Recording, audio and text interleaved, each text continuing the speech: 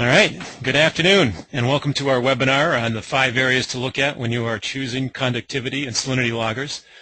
My name is Paul Gannett, and I am Product Marketing Manager for Onset's environmental monitoring products.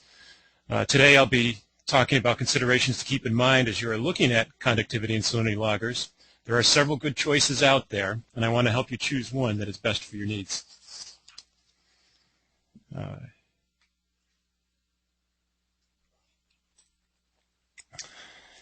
Here's the topics I plan to cover. First, I want to just give a brief overview of Onset for those of you who are not familiar with us.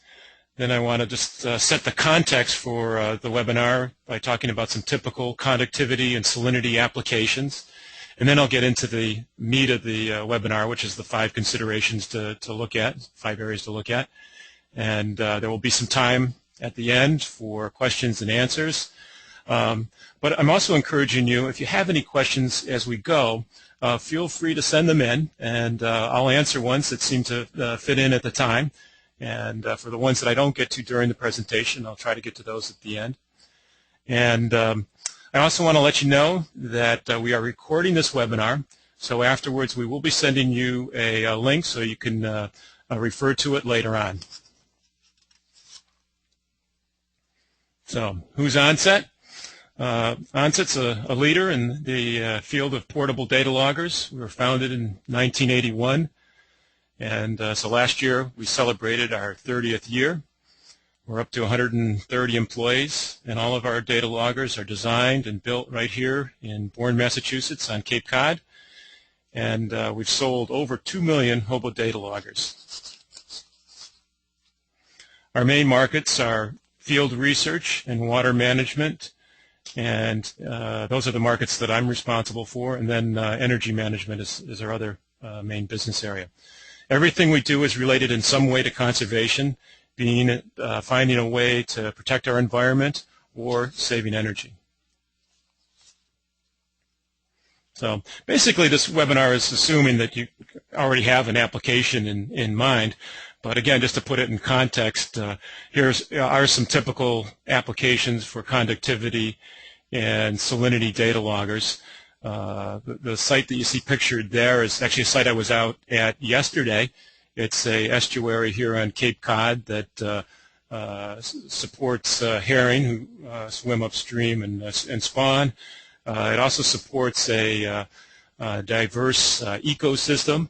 And the problem here was that there was a pipe that went under the road that was restricting the flow of water, so it was affecting the ecosystem on the other side of the road.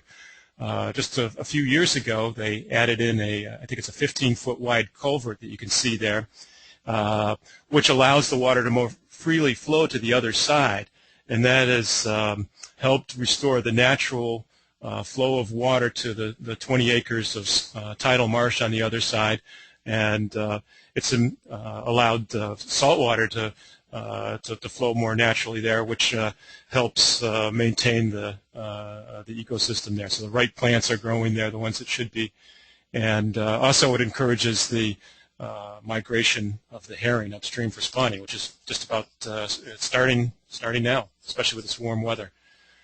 Another application that we're hearing more about is related to fracking for natural gas and concern about the impact on our water resources.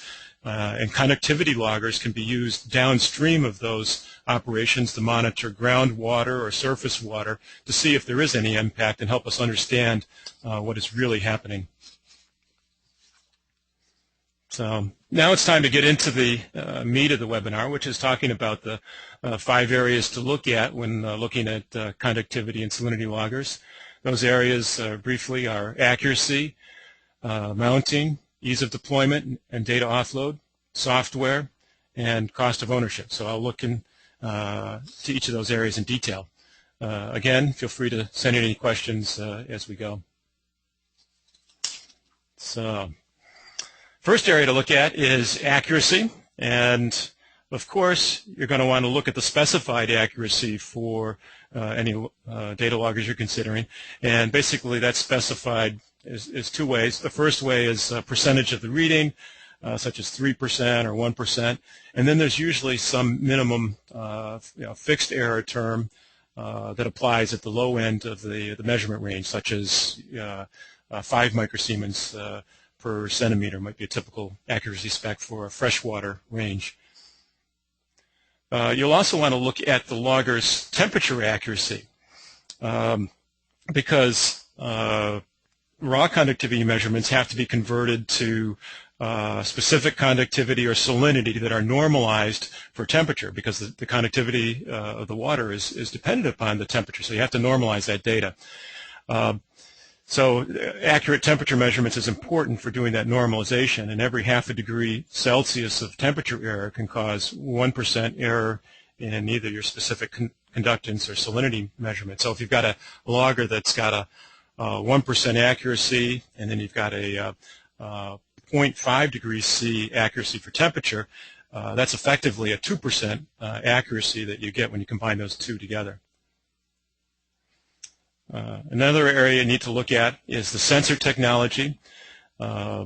Electrodes that are in contact with the water can corrode over time, which will degrade your accuracy, especially in salt water. Non-contact sensors such as toroids or capacitive-based sensors have less measurement drift as a result. Fouling can be a significant source of inaccuracy and measurement drift, and we'll actually look at that on the next slide. Another area is software, and we'll talk about that when we talk about software later on. So fouling happens. These are a couple loggers that we left out in a bay here in Cape Cod, and you can see that a lot of stuff grew on that over, I think they were out there for about a year, and I don't know what all those organisms are, but you could, that's the real world, and you guys know better than I do. Fouling happens. You've got to plan for it. So what are some of the things you can do? Well, certainly one of the areas is just keep cleaning them. Don't leave them out for a year like we did with those. Try to keep up with the cleaning. Another area is to use some sort of anti-fouling materials. Typical examples of that is copper caps that can be put over the end of the logger. The copper emits a little bit of toxins into the surrounding area, which discourages the growth of biofouling on the sensor. It can be fairly effective. You've got to be a little careful with metals near conductivity measurements because they can affect the measurement somewhat. But if you buy a cap that comes with your logger, then that one's probably been qualified for use with that logger. The other concern lately is just the emitting of little trace elements into the environment is a concern in some cases. So some people are trying to get away from copper. Another approach is to use inert materials in the sensor technology. Those are ones that discourage the growth of fouling, or at the very least make it easier to clean off the fouling if the fouling can't really penetrate into them. Another approach is to use field calibration points at the beginning and end of each deployment segment. That way you can use software after the fact to do an adjustment that changes over time to compensate for the change in the amount of fouling on the logger. So next area I want to look at is the mounting of your loggers. There's many ways that conductivity and salinity loggers can be deployed. Stilling wells or wells in the ground are a very common way where you just hang it in the well from a wire. In waterways, you quite often attach a stilling well to the side of a bridge or a dock and can deploy the logger down that. Tether mounting is popular in open waters. A clever way of, let's say a clever variation that I've seen on this is to use a lobster pot for mounting your data loggers. That basically it has a buoy at the surface so you know where it is, and the lobster pot gives you a convenient place to mount the loggers, and if you're lucky, maybe catch yourself a lobster dinner at the same time. Post mounting is a popular way of mounting data loggers in streams and estuaries. The one concern there, one thing you have to be careful of, is you don't want the post to be in the way of any boats that might use those waterways. You certainly don't want your post to get knocked over, nor do you want to potentially damage anybody's boats or have anybody get hurt on those posts. You have to be careful of that. Here's a typical mounting in a stream on a post.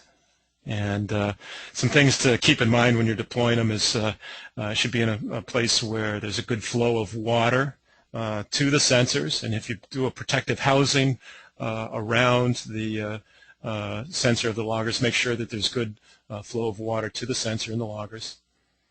You want to keep the loggers away from any metal surfaces. A good rule of thumb is an inch away.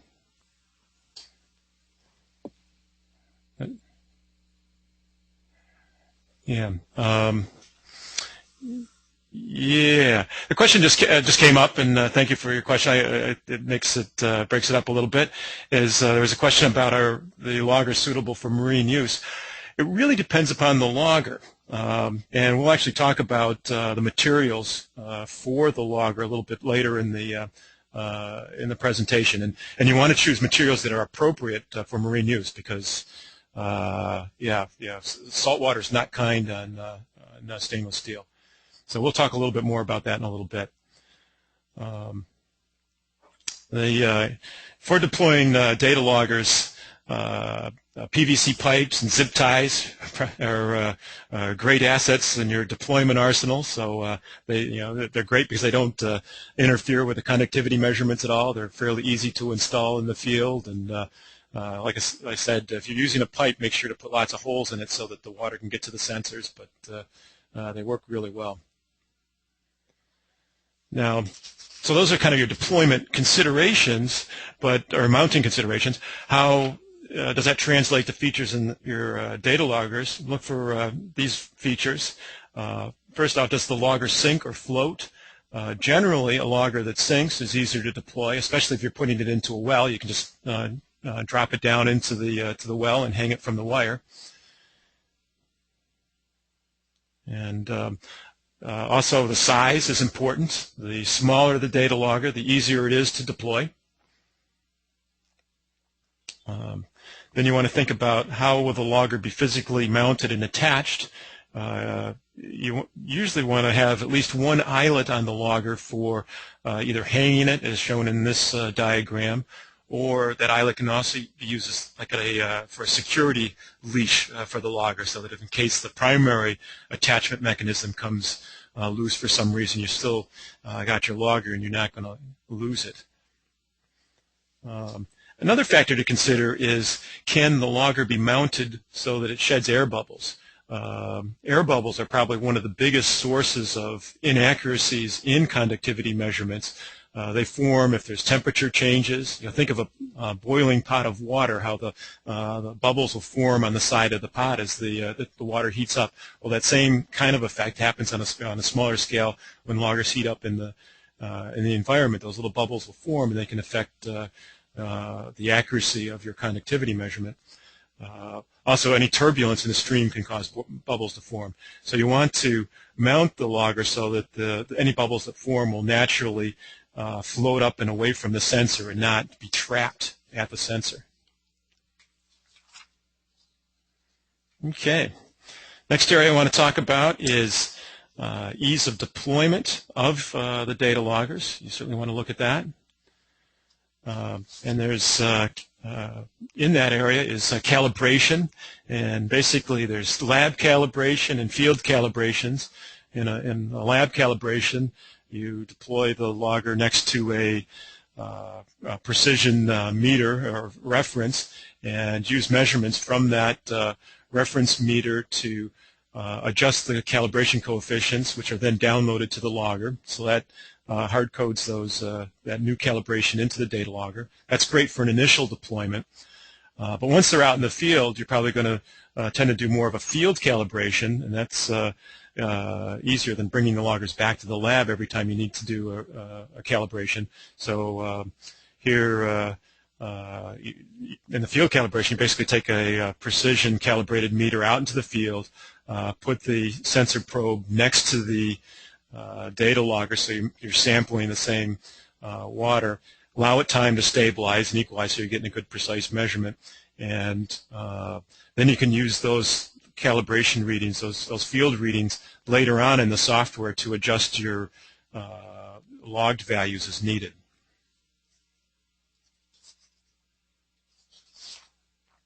Another factor to consider for deployment is how you're going to offload the data. It certainly makes it a lot easier and safer if you can have a waterproof data shuttle, as is shown here, for offloading the data and relaunching the loggers in the field. It sure beats taking a laptop computer out into the field and risking salt spray or falling into the water. Yeah, you don't want to. You really don't want to take those chances if you can avoid it. So this is actually an example I mentioned before of attaching data loggers to lobster pots. Here's a user that's actually doing that and offloading them out from his boat.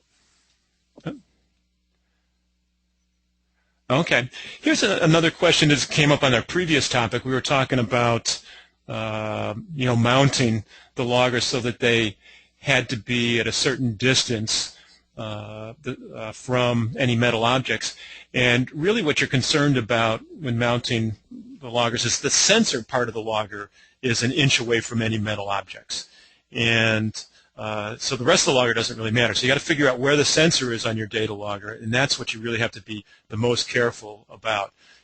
So for example, yesterday when we were out deploying some loggers, a conductivity logger in that estuary I was telling you about, we actually attached the logger to that metal stake there, but we positioned the sensor so that it was pointing away from the metal stake, and that gives it enough separation from the stake that you'll still get good conductivity measurements. So, yeah, moving on to software considerations. There's a lot you want to. The software is an important part of the system, so you certainly want to take a look at what software is available.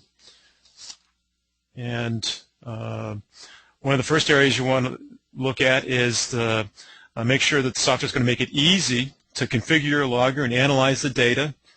Ease of use is important. That's your interface to the data logger. So some specific features you want to look for is intuitive point-and-click operation, especially for configuring and setting up the loggers. You want to have the ability to graph data from multiple loggers in one plot, as is shown here, so you can compare, when the water temperature changes, what's happening with your conductivity, and this helps to paint a more complete picture of what's happening out there in your environment. You also want the ability to be able to create very professional-looking graphs, especially if you're going to be taking the graphs from your software and using them in presentations. You want to be able to format them so that it brings out the points you're trying to show. You want to be able to add annotations and notes and really make it look professional, reflect the quality of the work that you're doing. Another area you want to look at in the software is the ease of data integration. And there are a few aspects of that. One is bringing the data from multiple loggers into the same data set. In most cases, you're monitoring several different points, and you've got several types of data. You want to be able to merge that data together. Another important feature to look for is easy data export. Your data logger software can do a lot of your analysis, but quite often you need to combine it with other data that's in other formats, or you've got a long-standing multi-year database. In that case, you want to be able to export your data to that database conveniently. I'll actually cover that. Another feature that's handy is to be able to bring data from some external source. It's like some meter readings, for example, into your data logger software, and then you'd be able to look at those pieces of information versus your logged data. So considering how you're going to move the data back and forth is important. Another thing you want to look for in your software is how it's going to convert the data that you actually acquire, the log data, into some of the other measurement parameters that you might need. For those of you who are looking at the data in Salinity, you need to look at how the software converts it to Salinity.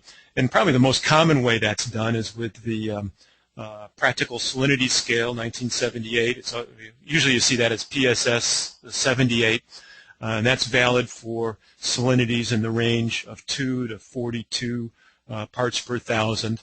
And the practical salinity scale actually provides the data in units called PSUs, practical salinity units, and those are an approximation of parts per thousand. Parts per thousand is the grams of salt per kilogram of water.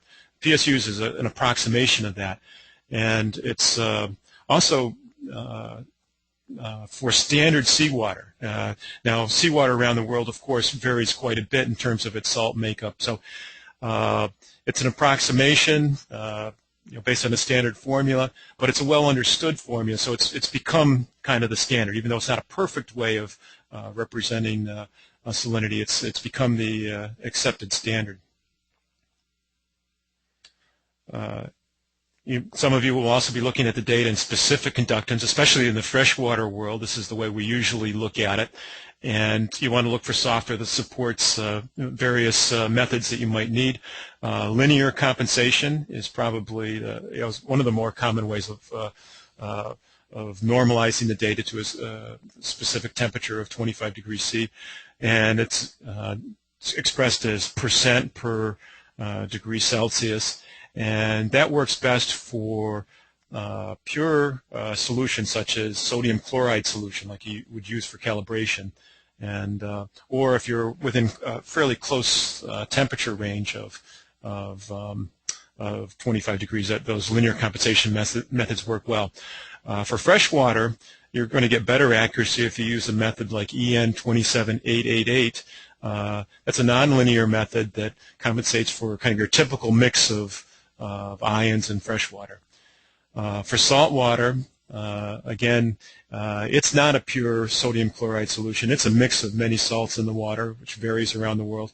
You want to look for a method that compensates for that typical mix. And one of the things that's unfortunate, there doesn't seem to be, at least not that I'm aware of, a standard for seawater conversion to specific conductance, but it's something that you want to be aware of.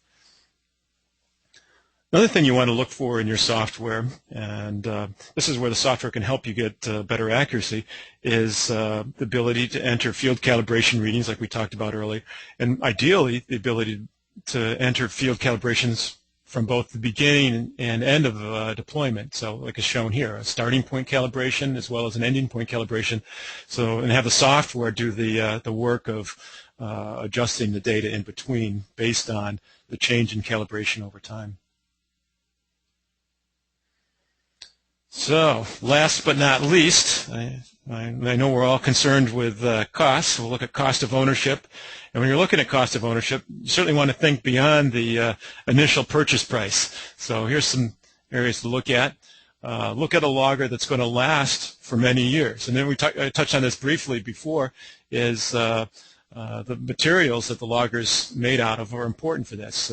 You want to look for Delrin or titanium, something that's going to hold up in saltwater if you're going to be in a saltwater deployment. Stainless is good for freshwater, but is not good for long-term deployments in saltwater. Non-contact sensors are another way that you can get a longer life out of your data logger because they're not in contact with the water. They're going to there's not going to be the tarnishing, deterioration over time. Certainly, a good regular sensor cleaning is going to help extend the life of your data logger. Look for one that's easy to clean.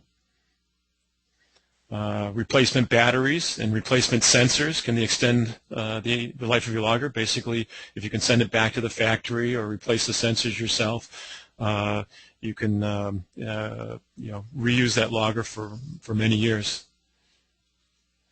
And a waterproof shuttle also helps. If it saves you the cost of losing a laptop in the field that fell in the water or got splashed with salt water, that's saving you a lot in terms of money.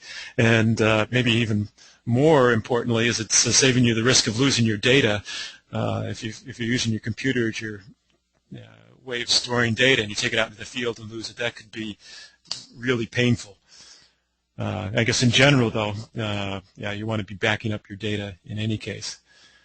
Time is money, so software that can save you time is basically saving you money. So look for software that's easy to use, saves you time, and software that can do some of the math for you, like compensating for fouling, just saves you the trouble of having to create that software on your own. And it can also save you from having to go out into the field as often if you're able to go a little bit longer between offloads. So this is just kind of a recap of the 5 considerations that we've gone through.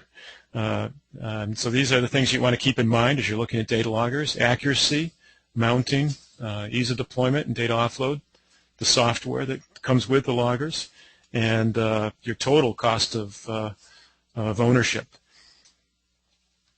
At this point, I'll just kind of give you one example that happens to be the Conductivity and Salinity logger that we sell. It's a Hobo Logger. Just give you a sense for one product that's out there. This records conductivity and temperature. It comes in a durable Delrin housing.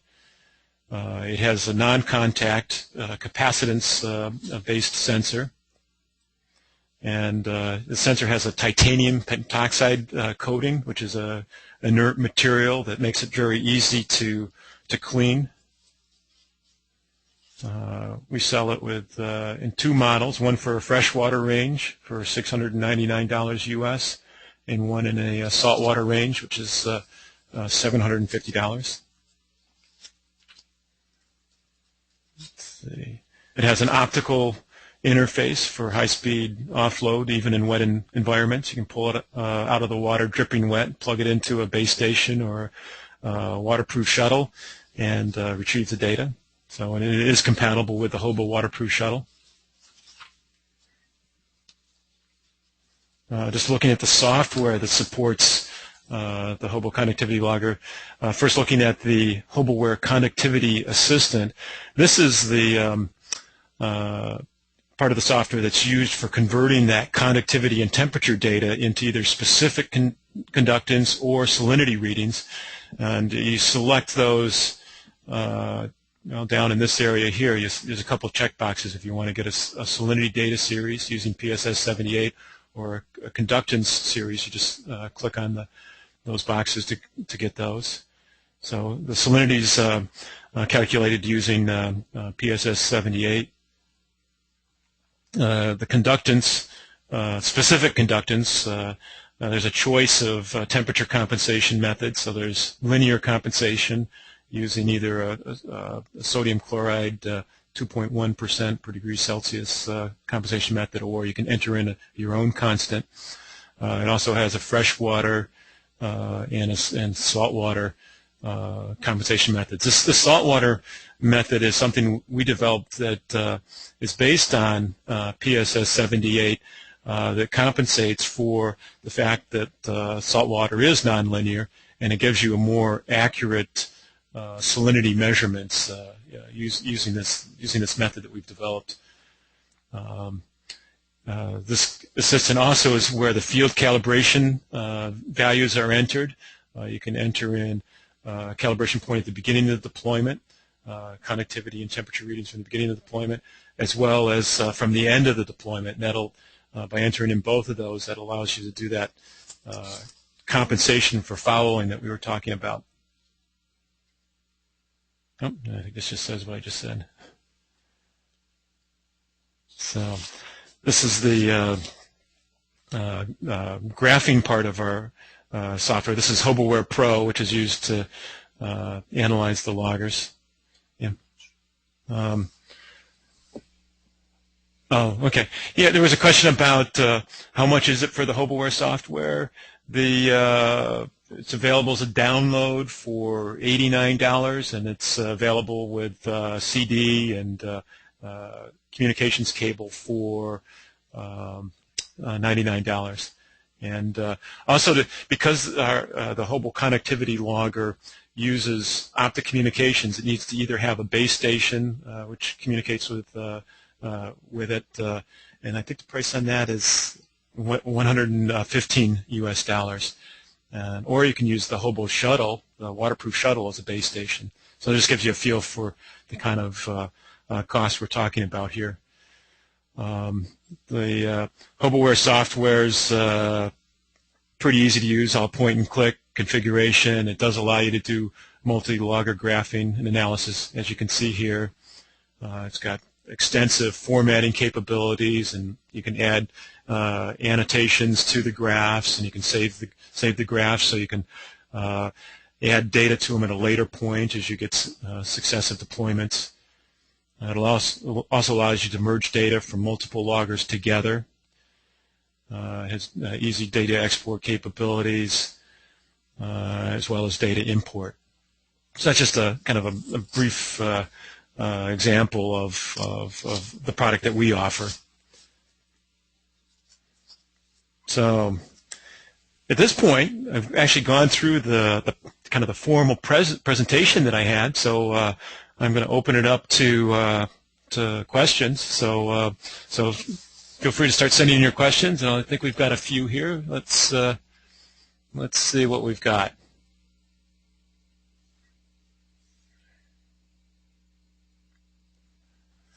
Yeah, there's a question about some sensors express their accuracy as a percentage of the total sensor range rather than as a percentage of the reading. That's basically giving you a fixed accuracy across the entire range, and so if your range is up to, let's say, 65,000 microsiemens per centimeter, that percentage of that range is going to be pretty large. So usually I think it's a percentage of reading, but I can't speak to which ones, but I know I've seen some that's specified as a percentage of range, and that's usually useful if you've got a logger that can be set for multiple ranges, which is if you know you're within a certain range, that way you can get a good sense for what your accuracy is within that range, that your tolerance is always going to be within that. We have another question on accuracy. This is an important area. This is what's the accuracy of the saltwater unit in, say, the range of 28 to 33 PSU. That's your kind of your typical saltwater range, a little bit of freshwater coming in there. And basically, the accuracy of our conductivity salinity logger is a 3% accuracy. And then it has a minimum accuracy of somewhere around, I think, for the saltwater range, around 100 microsiemens per centimeter. So that 3% accuracy, even after it's been through the even after it's been through the PSS 78 conversion, is still going to be in the 3% range. So, and it holds up in that. We've tested our loggers, those loggers that I showed you earlier that had all the fouling on them. After a year, we brought them back, cleaned off the fouling, and ran them through our calibration check, and they were within 1%. So, 1 to 3% is what you can realistically expect in saltwater. There's another question here on, can you set our data loggers to a specific range? And the answer is yes. Each of the models has 2 ranges, and let's see if I can remember those. The saltwater model has two ranges. One's I think it's 1,000 to 65,000 microsiemens per centimeter, and so that covers most of your salinity range. And it has a lower range on it it's got some overlap with that. It goes from like 100 microsiemens per centimeter to I think 10,000 microsiemens per centimeter. And so in most cases you use one or the others of those ranges. If you're in and you can select either just one or the other or both of those ranges. And in the case of our logger, if you're in an estuary environment where it can go from very fresh water, if you've got a stream coming into it, to very salty water because you've got large tidal influence, in that case we'd actually recommend that you use both of those ranges so you can get the best accuracy across the full range of the waters that you have there. That's probably the most challenging environment, is an estuary with a wide range of change. So the there's a question here. What's the memory capacity of our loggers? It's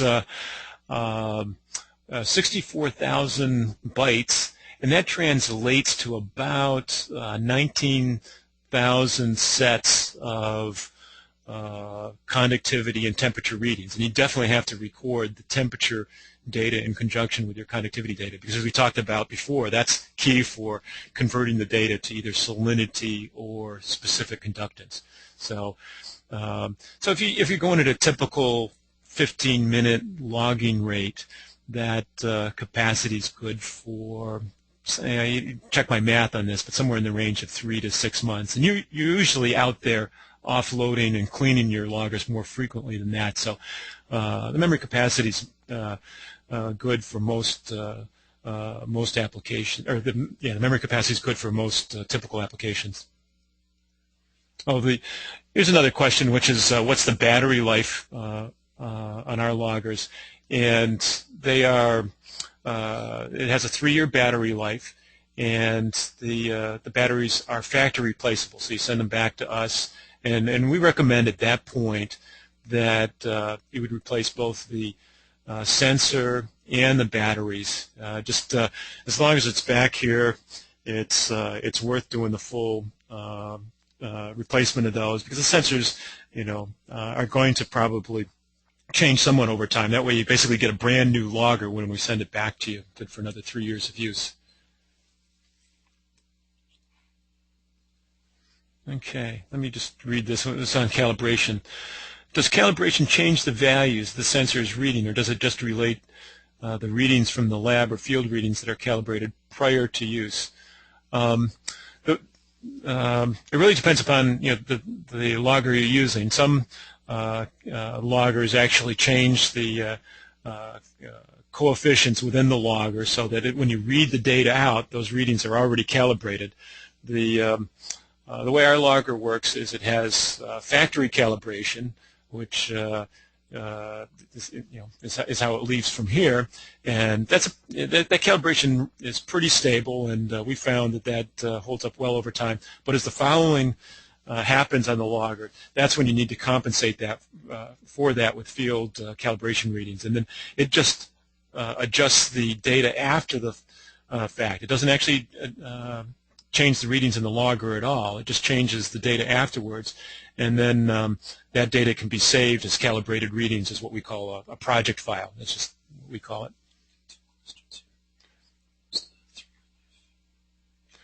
Oh yeah, just a little bit of a clarification on the 3-year battery life.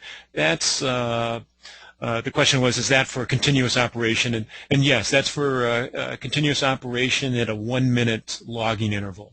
So and in some cases you may, if you're logging slower than that, you might be able to get even a longer battery life out of it. Here's a good question. Is there any way to set up a variable sampling rate on this logger? And yes, we have. When the logger is launched, you can set up to something on the order of 10 different sampling rates. And so basically it works by, you take the first, let's say, 1,000 readings at this sampling rate, and then the next 1,000 readings are taken at this sampling rate. So if you know that you're very interested in getting high resolution data for a certain time period, but then after that you just want to see kind of a general trend, and you want to conserve your memory in your data logger, you can, when you deploy the logger, you can set it up to do that. That's handy in some applications. So let's just take I think one more question at this point. And again, for those of you who I'm not able to answer today, I'll follow up with you and by email, because we've got a record here of all the questions that were sent in, and we'll be happy to get you the answers that you need. And let's see, looking for. Okay, yeah, here's a good one. How does the shuttle work? That's the waterproof, the Hobo waterproof shuttle is really popular with the users because it's just so easy to use. You just basically, in the case of the conductivity logger, it's you put the optic communications end of the conductivity logger into the what we call a coupler that's mounted on the Hobo shuttle. You put that in there. You got to make sure that the alignment arrows are lined up, and there's a lever on the shuttle. You press that lever, and it automatically initiates the download of the data into the waterproof shuttle. And if for any reason there is an error that happens to communications, it will flash a light that tells you that there was an error. Otherwise, it just offloads the data, and you'll see an LED that indicates that it's offloading, it's successful, and when it gets the data off, it does a quick check to make sure that all the data is successfully offloaded. Then it flashes a green LED that tells you successful offload. And then at that point, you just pull the logger out, and you can go on to the next logger. And the waterproof shuttle will offload up to 63 data loggers in the field before you have to bring it back to the office to upload. Nope, we'll take one more. Let's see. Is temperature saved as part of the data stream along with the conductivity, and what is the accuracy? Definitely you want to, when launching the logger, I think our software forces you to do it. It'll automatically select the temperature channel for recording and save that data as part of your data file. And the accuracy of our temperature sensor in the conductivity logger is 0.1 degrees Celsius accuracy. That's actually better than that's pretty good accuracy. We thought it was real important to have that degree of accuracy in order to do that accurate conversion to specific conductance or salinity. So yeah, that was a good question. So thanks. So at this point, I want to kind of start wrapping things up and tell you we do have some other resources you can refer to on our website. We've got all sorts of product information, of course, full specs. We put everything up there so you can find it right on our website, all pricing information. We've also got a lot of white papers and application notes. We've got some nice webinars on using our software. Nothing like seeing the software demonstrated. And if you can't find things there, you can contact us. If you've got questions about this webinar, feel free to contact me. Here's my telephone and email address.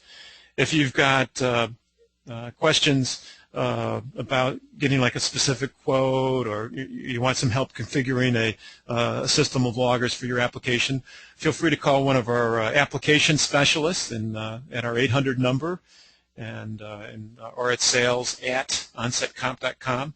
And if you've already got loggers and for some reason you're stuck at some point, you have a question on them, feel free to call our technical support, which we have somebody here from 8 a.m. to 8 p.m. Eastern Standard Time, Monday through Friday, or send your questions to loggerhelp@onsetcomp.com. And at this point, I want to say my time's up. I want to thank you very much for attending our webinar today. I hope I've provided you with some information that will help you when you're selecting and deploying conductivity and salinity loggers. So thanks for your time.